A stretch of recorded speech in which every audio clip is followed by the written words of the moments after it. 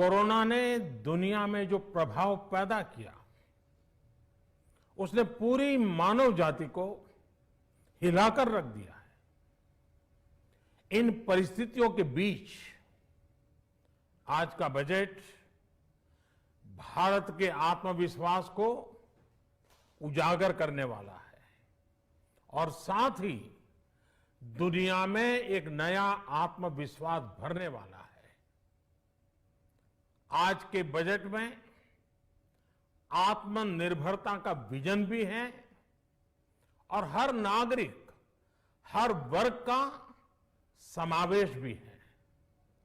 हम इस बजट में जिन सिद्धांतों को लेकर चले हैं वो हैं ग्रोथ के लिए नए अवसरों, नई संभावनाओं का विस्तार करना, युवाओं के लिए नए अवसरों का निर्माण करना, मानव संसाधन को एक नया आयाम देना, इंफ्रास्ट्रक्चर निर्माण के लिए नए नए क्षेत्रों को विकसित करना, आधुनिकता की तरफ आगे बढ़ना, नए सुधार लाना।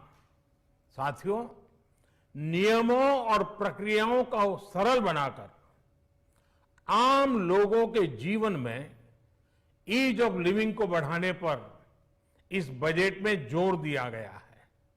ये बजट इंडिविजुअल्स, इन्वेस्टर्स, इंडस्ट्री और साथ ही इंफ्रास्ट्रक्चर सेक्टर में बहुत सकारात्मक बदलाव लाएगा। मैं इसके लिए देश की वित्त मंत्री निर्मला जी को और उनके साथी मंत्री अनुराग जी और उनकी टीम को बहुत बहुत बधाई देता हूं। साथियों, ऐसे बजट देखने को कम ही मिलते हैं जिसमें शुरू के 1-2 घंटों में ही इतने सकारात्मक रिस्पांस आए। कोरोना के चलते कई एक्सपर्ट्स ये मानकर चल रहे थे सरकार आम नागरिकों पर बोझ बढ़ाएगी, लेकिन फिस्कल सस्टेनेबिलिटी के प्रति अपने दायित्वों को ध्यान में रखते हुए सरकार ने बजट साइज बढ़ाने पर जोर दिया। हमारी सरकार ने निरंतर प्रयास किया है कि बजट ट्रांसपेरेंट होना चाहिए। मुझे खुशी है कि आज अनेक विद्वानों ने इस बजट की ट्रांसपेरेंसी की सराहना की है। साथियों, भारत कोरोना की लड़ाई में रिएक्टिव होने के स्थान पर हमेशा ही प्रोएक्टिव रहा है। चाहे वो कोरोना के काल में किए गए रिफॉर्म्स हो या फिर आत्मनिर्भर भारत का संकल्प, इसी प्रोएक्टिवनेस को बढ़ाते हुए आज के बजट में भी रिएक्टिव का नामो निशान नहीं है। साथ ही हम एक्टिव पर, स्टेटस को पर भी अटके नहीं हैं और हमने इस बजट में भी प्रोएक्टिव बजट देकर के देश के सामने प्रोएक्टिव होने का संदेश दिया है। यह बजट उन सेक्टर्स पर विशेष रूप से केंद्रित है जिनसे वेल्थ और वेलनेस दोनों ही तेज गति से बढ़ेंगे, जान भी जहान भी। इसमें एमएसएमईज और इंफ्रास्ट्रक्चर पर विशेष रूप से जोर दिया गया है। इसी तरह ये बजट जिस तरह से हेल्थ केयर पर केंद्रित है वो भी अभूतपूर्व है। ये बजट देश के हर क्षेत्र में विकास यानी ऑल राउंड डेवलपमेंट की बात करता रहता है। खास तौर पर मुझे खुशी है कि इस बजट में दक्षिण के हमारे राज्य, पूर्वोत्तर के हमारे राज्य और उत्तर में लेह लद्दाख जैसे क्षेत्रों में विकास पर विशेष ध्यान दिया है।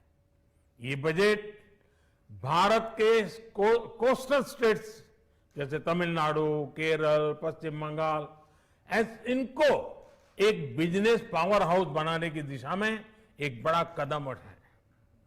नॉर्थ ईस्ट के राज्य जैसे असम के अनएक्सप्लोर्ड पोटेंशियल को टैप करने में बजट बहुत बड़ी मदद करेगा। इस बजट में जिस तरह से रिसर्च एंड इनोवेशन इकोसिस्टम पर बल दिया गया है, जो प्रावधान किए गए हैं, उनसे हमारे युवाओं को ताकत मिलेगी। भारत उज्जवल भविष्य के लिए बहुत ठोस कदम रखेगा।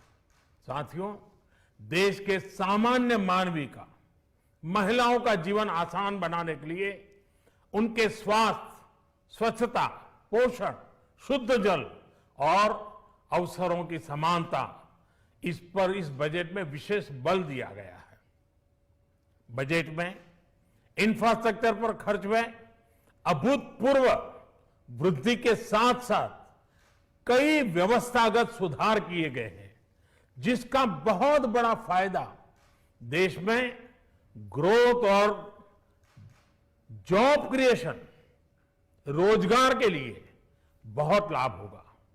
देश में एग्रीकल्चर सेक्टर को मजबूती देने के लिए, किसानों की आय बढ़ाने के लिए इस पर बजट में बहुत जोर दिया गया है। कई प्रावधान किए गए हैं। एग्रीकल्चर सेक्टर में किसानों को और आसानी से और ज्यादा ऋण मिल सकेगा। देश की मंडियों को यानी एपीएमसी को और मजबूत करने के लिए, सशक्त करने के लिए एग्रीकल्चर इंफ्रास्ट्रक्चर फंड से मदद का प्रावधान किया गया है। ये सब निर्णय ये दिखाते हैं कि इस बजट के दिल में गांव है, हमारे किसान है।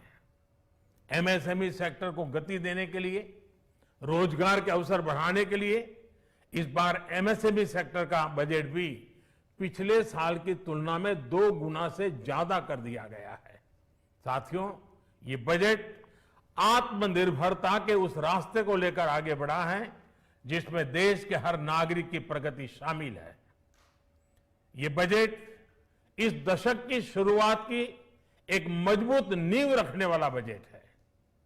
सभी देशवासियों को आत्मनिर्भर भारत के इस महत्वपूर्ण बजट के लिए मैं बहुत बहुत शुभकामनाएं देता हूं। फिर से एक बार वित्त मंत्री जी और उनकी टीम को बहुत बहुत अभिनंदन करता हूं, धन्यवाद करता हूं।